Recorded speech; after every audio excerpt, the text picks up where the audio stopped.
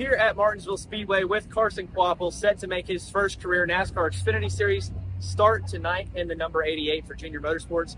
Carson, I want to go back to the very beginning of your racing career. Obviously, your dad, Travis, had a successful career of his own right. At what age was it that you knew, I want to drive a race car for a living, and what was the first race car you had? I'd say I started when I was 10, Bandoleros, at this Charlotte quarter mile on the front stretch. I guess then it was just for fun, right? It's just something for me and my dad to do and take up some room in the shop. So at that point, it was just fun, just go have fun and mess around. But I guess when I was probably about 14, 15, got a late model stock, and it was kind of where it turned serious. Kind of a big step up financially. The Bandoleros, electric model stuff. So jumping into that, it was kind of one of those deals where do we really want to do this? I guess that's where I decided, and brought me here so far. So it's been a good ride. It's been fun so far.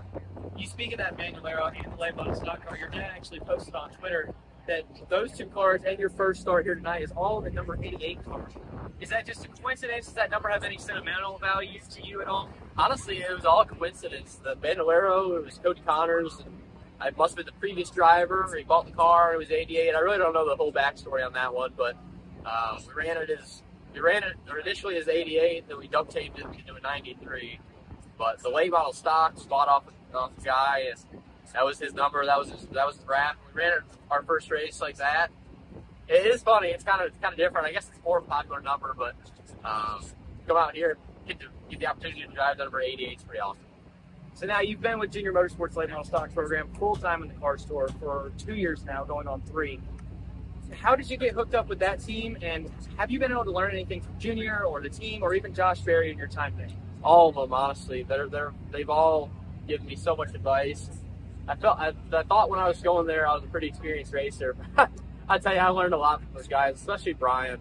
Crew Chief Brian Schaefer, he's been around forever. Him and Josh Berry built up basically an empire of a late model stock team, and I was just fortunate enough to be able to take his spot whenever he moved to Xfinity. So it was kind of a cool deal how it all came together. I was running supers at the time with my dad, and that was honestly about as far as we were going to go with it on the scale we had. And couldn't really go to ARCA on our own and stuff like that, so we were kind of stagnant, and I was able to win the Cars Championship that year, win some races, and at the same time, Josh was moving full-time into the late model, or the Xfinity car after running the late models for however long he did. And just came together. We knew the Millers, Dale Earnhardt Miller and LW from Milford Speedway that I'd raced at for a while, and they were looking for a guy, and I guess I was fortunate enough to be picked for it. So it's been really fun with those guys. It's been really good. Obviously, you're going to make your first Xfinity Series start tonight. That's a big step up. What is your emotions going into this race tonight? Right now, I'm pretty relaxed, honestly, but I feel like about an hour away, I'll be about shaking. So I'll be nervous. It'll be something. I've been looking forward to this for however many years now, but at the same time, it's just there's so much spotlight on this NASCAR Xfinity Series. Really good quality drivers. It's going to be tough, but hopefully we come out with a decent finish. Now, obviously, the ultimate goal is to win the race anytime you're at the racetrack, but given the tough field you're in tonight, what would you take away as a success coming out of tonight? Honestly, just like my Bristol truck race last year, I just wanted to finish the race. And if I was staying out of trouble and I was able to finish, I wanted to finish as good as I felt like I could. And then truck race, I felt like, honestly, we're better than where we finished. I kind of messed up in qualifying, ended up 12th. I feel like we should have the truck was definitely a top 5 truck, so just kind of ran out of time on that one, and we're looking forward to this one. Just trying to make the most of it. Hopefully we stay out of trouble and bring home a good finish. On the late model stock side, you have a pretty good track record here. 2nd and 3rd the last 2 years in the Martinsville 300. You've put some laps down now in the Xfinity car. Does anything really translate over from the two cars? Yeah, for sure. I mean, there's definitely pretty much about all of it, honestly.